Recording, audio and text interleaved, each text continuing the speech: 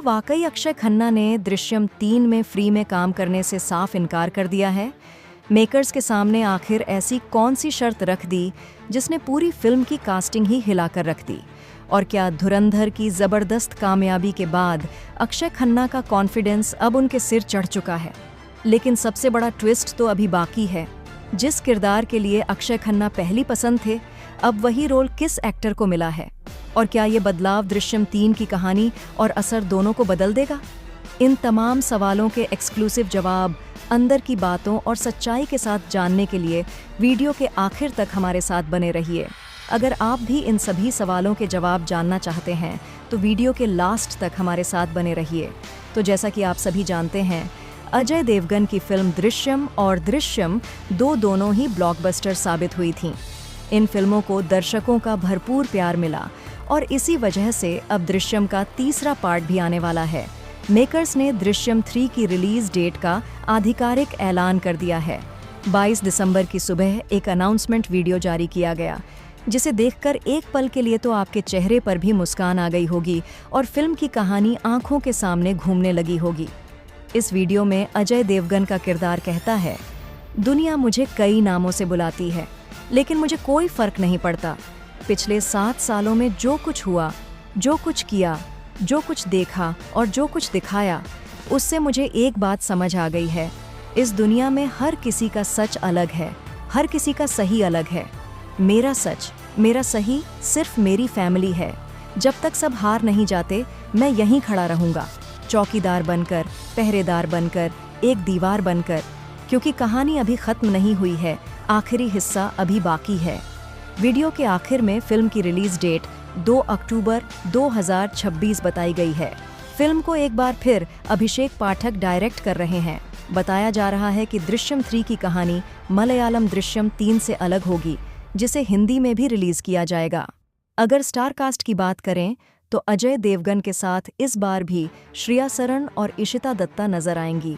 लेकिन आपने एक बात जरूर नोटिस की होगी, इस बार स्टार कास्ट में अक्षय खन्ना का नाम कहीं नहीं है और ना ही अनाउंसमेंट वीडियो में उनका कोई जिक्र किया गया। जबकि दृश्यम 2 में उन्होंने आई.जी. तरुण अहलावत का दमदार किरदार निभाया था, जो फिल्म का सबसे मजबूत रोल माना गया था। अब चौंकाने वाली बात यह है कि दृश्यम 3 में अक्षय खन्ना की जगह जयदीप अहलावत नजर आने वाले हैं। जी हाँ, कई वेब सीरीज और फिल्मों में अपनी शानदार एक्टिंग दिखा चुके जयदीप को इस रोल के लिए चुना गया है। अब सवाल उठता है, आखिर अक्षय खन्ना को दृश्यम 3 से बाहर क्यों किया गया? मीडिया रिपोर्ट्स के मुताबिक धुरंधर की सफलता के बाद अक्षय खन्ना की फीस काफ़ी बढ़ गई थी।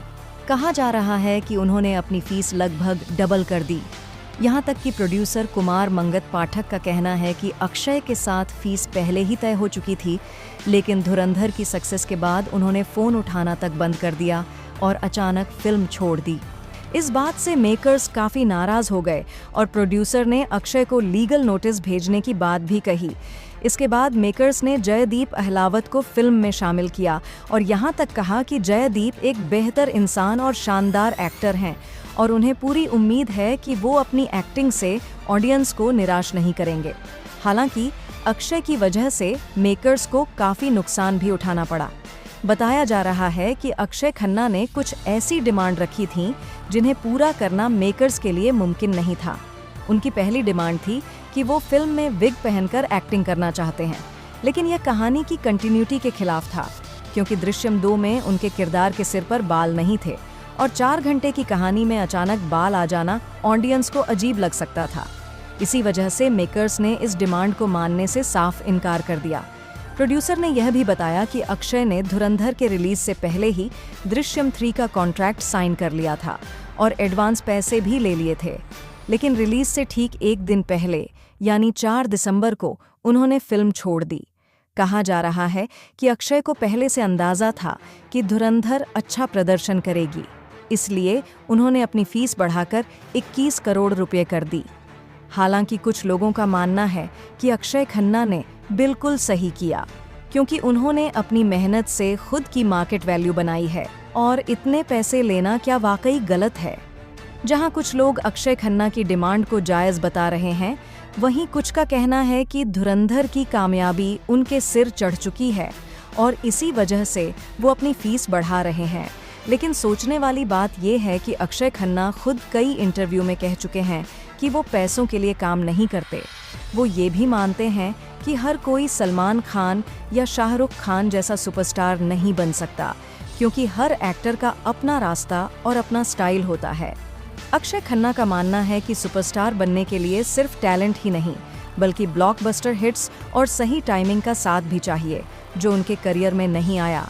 लेकिन उन्हें इसका कोई पछतावा नहीं है, क्योंकि उन्होंने हमेशा अपनी शर्तों पर काम किया और कभी दिखावे का सहारा नहीं लिया।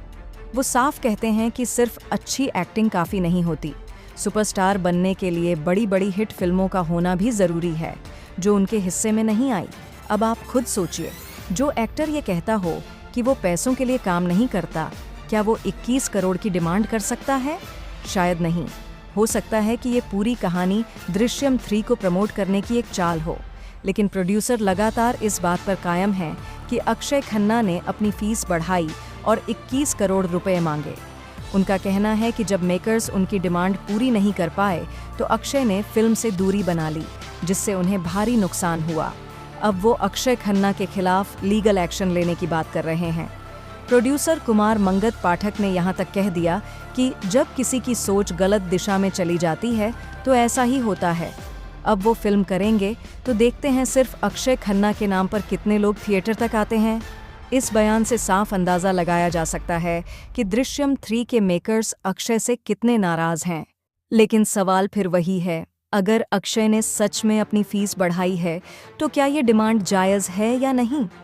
सबसे पहले तो इसमें कोई शक नहीं कि अक्षय खन्ना एक बेहतरीन और दमदार एक्टर हैं।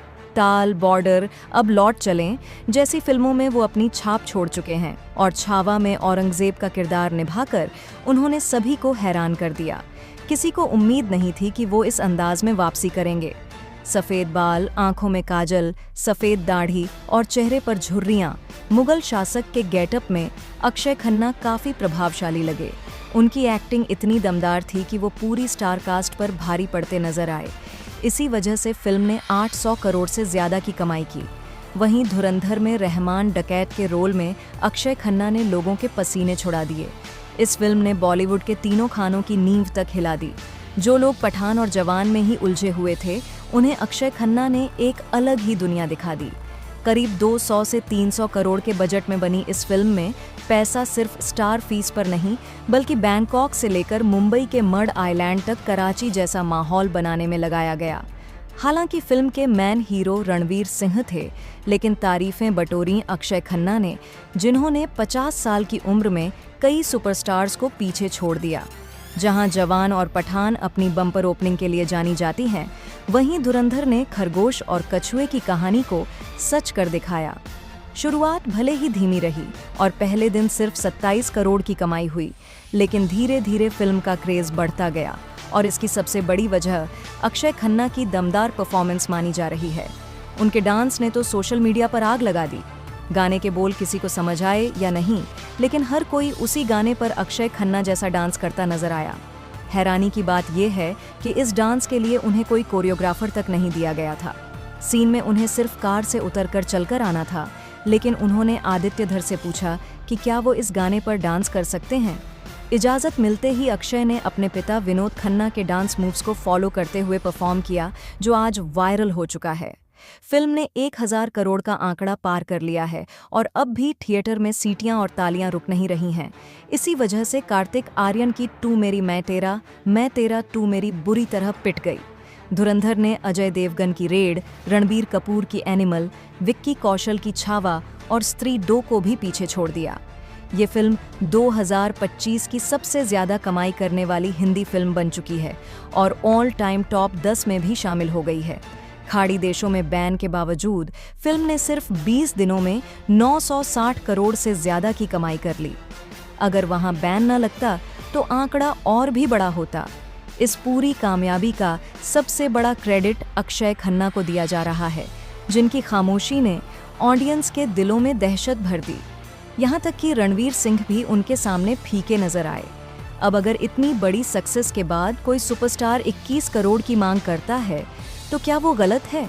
जब टाइगर श्रॉफ गणपत और छोटे मियां बड़े मियां के लिए 40 करोड़ चार्ज कर सकते हैं और अजय देवगन आरआरआर में 8 मिनट के रोल के लिए 35 करोड़ ले सकते हैं, तो अक्षय खन्ना की डिमांड बिल्कुल जायज़ लगती है।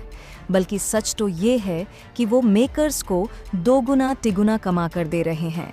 हालांकि ये भी मुमकिन है कि मेकर्स ने ही अक्षय खन्ना को रिप्लेस किया हो और बाद में जब धुरंधर हिट हुई तो दोबारा संपर्क किया गया हो। ऐसे कई उदाहरण पहले भी सामने आ चुके हैं।